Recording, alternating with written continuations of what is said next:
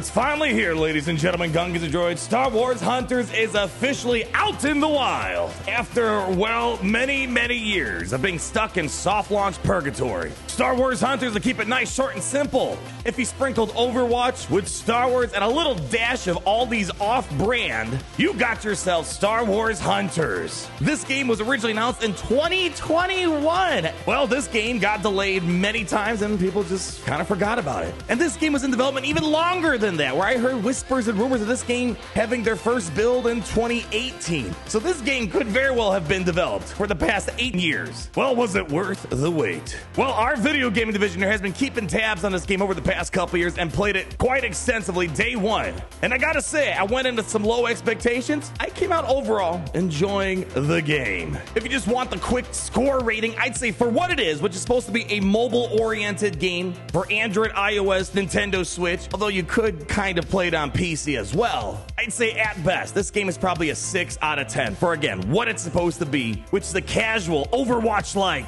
Star Wars shooter. But let's go ahead, deep dive a little bit more, and talk about the goods and the bads about this game. So what we're gonna do first is just get out of the way the two biggest drawbacks for this game that I think is just a fact. And then we'll talk about concerns more towards the end, which could be a little bit more subjective. The biggest thing about Star Wars Hunters that I have concerns about, and even when I first saw the game a couple years ago, was the fact you're kind of playing as the off-brand Aldi's Star Wars. Now, don't get me wrong, Aldi's still good, you know? Yeah, maybe you're not getting Captain Crunch, but Crunchy Captain is still all right. But let's be real for a second. This game would have a lot more hype and excitement from the greater community in general if you could play as iconic Star Wars characters. This game would have a lot more hype, just like the upcoming Marvel Rivals game, which again is Overwatch meets Marvel. However, there's no Aldi brand there. They're using their Spider-Man, the Iron Man, the Hellas, Doctor Strange, and there is just already way more excitement about Marvel Rivals, and it's not even out yet. Whereas I've never seen that much hype for Star Wars Hunters because they're not utilizing the Star Wars IP to its fullest potential. Now, my only guesstimation is probably they're not able to do this because, well, Star Wars Hunters takes place right after Return of the Jedi and right before The Force Awakens, and, well, the problem is Darth Vader's already long gone, and, well, you can't really dip into things like The Force Awakens, so they're kind of stuck in this middle point. One positive, potentially, they're creating new Star Wars characters, but again, I feel like this game would have a lot more success if it was able to be iconic characters like Darth Vader, Leia, Luke Skywalker, Jango Fett, the list goes on. And then the second other thing that I think is really going to hold this game back is the fact that it's not available for PC, officially available for PC, PlayStation, and Xbox. This game was designed for mobile and Nintendo Switch, and I don't even think playing on mobile with the touch controls really allows you to fully appreciate the game. The game is best played on Nintendo Switch or an Android emulator, which I am using, BlueStacks, which is an Android emulator which allows you to play Android games on PC. And in case you're curious how to get this set up on PC, once you install BlueStacks, you're going to create a new instance, a fresh instance, and it has to be Android 11. If you're any of the other lesser ones, you're not going to be able to play Star Wars Hunters. The second you cut off the console and the PC market, you're turning off a lot of players that might play this game if it was at least available on PC. And as far as I can tell, there seem to be no plans to officially launch on those consoles. So between not utilizing the license to its fullest extent by using the Darth Vaders and the Leias and the Jango Fetts and whatnot, and already excluding the PC and console market, it's going to be very narrow. But that's not to say you can't have fun. Again, Crunchy Captain still tastes all right. So I want to roll some gameplay to show, just kind of get a feel for what the game is all about. And one thing I noticed while we were rolling some gameplay,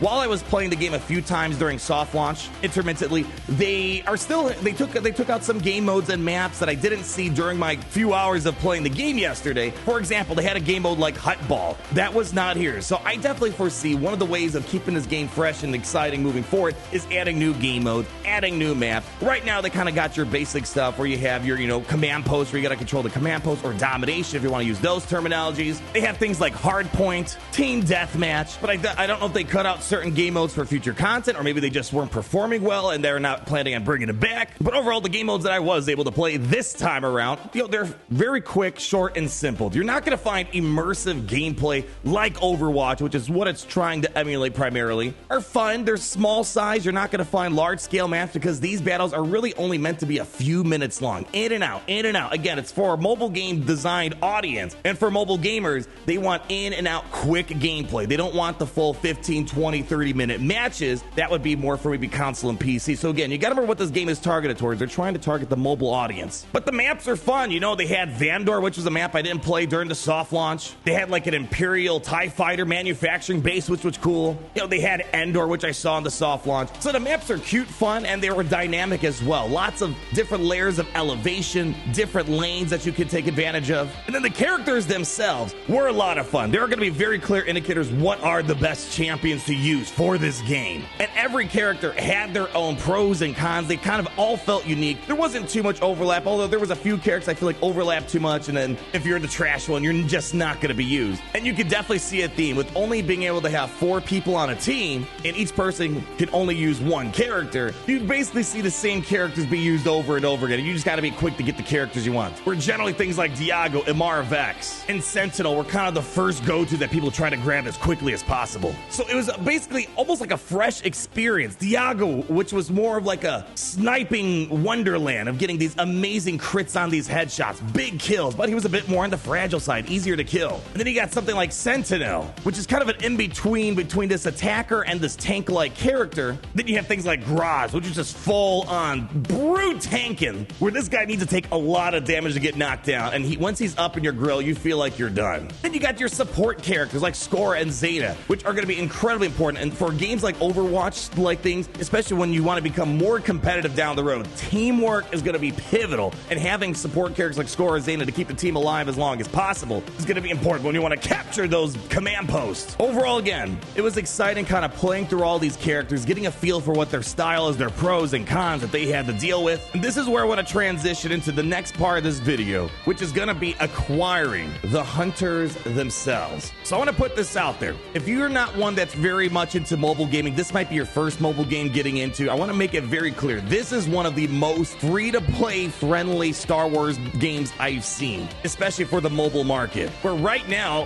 and they've made some changes throughout the soft launch. Like, for example, you couldn't play as Sentinel or Slingshot. They were gated behind a paywall. So they gated a lot more hunters in their soft launch. And it seems like throughout time, they decided to make a lot more of these accessible day one. And to acquire the characters is a lot simpler than what they were in soft launch. So they have this hunter's path here, right? And they show you like this progression. As you do more battles, you're collecting more hunter tokens. You're going to unlock things like Diago for free. You're going to unlock Char for free. And you're going to unlock Sprocket for free just by playing the game and just grinding it out. Yeah, you could spend money on these guys, spend 1,000 crystals, or if you hop over to their shop, you can also spend things like $8, $9 to get Char, which, to put into context, in the other live service Star Wars game, Star Wars Galaxies, to get a brand new character, you got to spend $330 on average. So that puts in perspective how much of a deal this is. But again, this is the Aldi brand of Star Wars. They're not going to be able to charge that much because you're not playing as Boss. You're not playing as Darth Vader. But the point goes to show, you don't even need to buy this to unlock Char. You're just going to unlock them for free naturally. And that's great for us as players. Where this game is really trying to make its money as of now is number one, their Arena Pass, or their Battle Pass basically, which the base model costs $9.99, and if you want to upgrade to get 14 tiers, it's going to be $20. So this is primarily where they're trying to make their money here, and they are gating Erental behind this pass, where in order to get Erental, you have to get the Arena Pass, which again, $10 to get the character. So although Erental is currently paywalled, the question is, will they provide a free-to-play avenue to acquire him down the road? And I suspect they're going to add him to the Hunter's Path once the season's over for you to grind free-to-play, just like how you can get Diago, Char, Sprocket.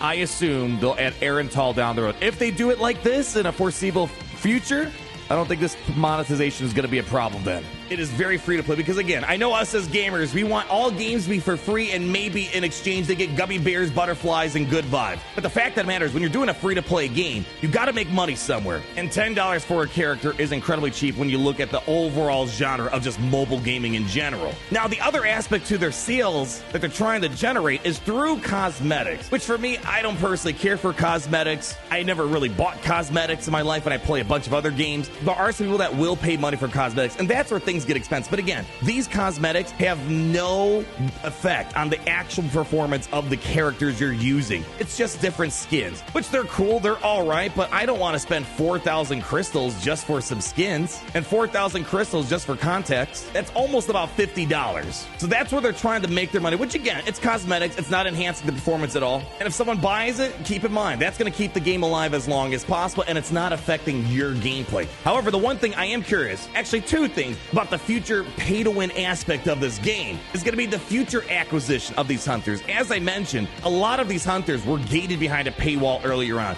Maybe because this game was launching, they wanted to make sure everything was as positive as possible. They really released a lot of these characters out of the paywall gate. But really, again, the only character that's pay to win right now is Aaron Tall, and he just seems okay, right? And besides, there's a lot of other amazing characters that you can use. But what I'm wondering if this is going to be contributing towards the longevity of the pay to win aspect here is going to be the fame granting. Hunter fame basically is like an insta level up for your characters. So for example, Diago is one of my favorite characters in the game. If I use my Hunter fame, it's going to upgrade these characters faster. And why is the character upgrading important? Well, as you upgrade the character, you're going to progress through their own like sort of, little battle pass, their own character progression. So if you click on Hunter fame up here, you'll see that as you level up the character, which is just by playing the game normally or using the Hunter fame that I just showed you, you're going to unlock various cosmetics for these characters, profile pictures, for example, but you're also going to be upgrading the abilities on these characters. So for example, Heightened Senses level 4, when you get this character to level 9, it's going to make the channel duration minus 0.5 seconds. And you can see this by just viewing the upgrades themselves. The only way to upgrade the abilities is just by upgrading the characters, which again, you can do free to play just by grinding out these characters, or the Hunter fame might be another way of monetizing these characters to upgrade them a lot faster. But the question is, how much of a difference is this going to make?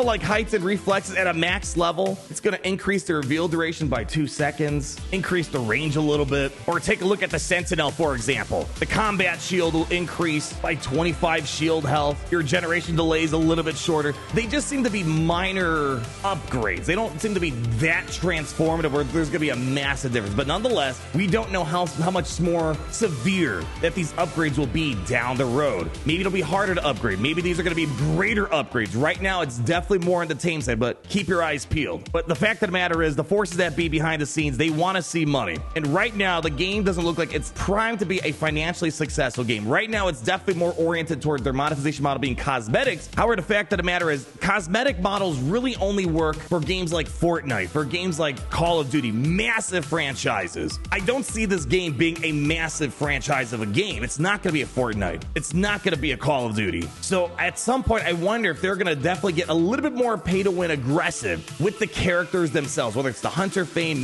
whether it's locking the characters behind. Right now, it's just Aaron Tall, who I suspect once the season ends, he'll maybe be added to the Hunter's Path after Sprocket that you can grind for free. Because you got to remember, people, at the end of the day, the games that, especially free-to-play mobile games, they're here to make money. And if you under-monetize the game, you're going to kill it. If you're going to over-monetize the game, you're going to kill it. And I've seen a lot of Star Wars games over the past many years, as well as many other games, where they couldn't land their monetization and it kills them in the end. Look at games like Star Wars Battlefront 2. The way they monetized the game killed it. If they monetized it appropriately, Battlefront 2 might be getting support still today. Star Wars Force Ring, another mobile game, they couldn't get their monetization right, and it ended up killing the game. So right now, we'll see if Star Wars Hunters, right now it seems very free-to-play friendly, but I feel like there might be a catch later down the road. But I think on the upside, because it's not name brand Star Wars, it's all these brand Star Wars, I don't see them being able to make this game that pay-to-win, aggressive monetization. But you know what? Time will tell. And then in terms of content, this is another thing I'm wondering. Right now, the game is definitely pretty basic, not much going on. Of course, you have these events, which are basically just challenges, again, just to primarily unlock skins, emotes. That's really it for the most part. You got your daily activities, you got your quests that you got to work through.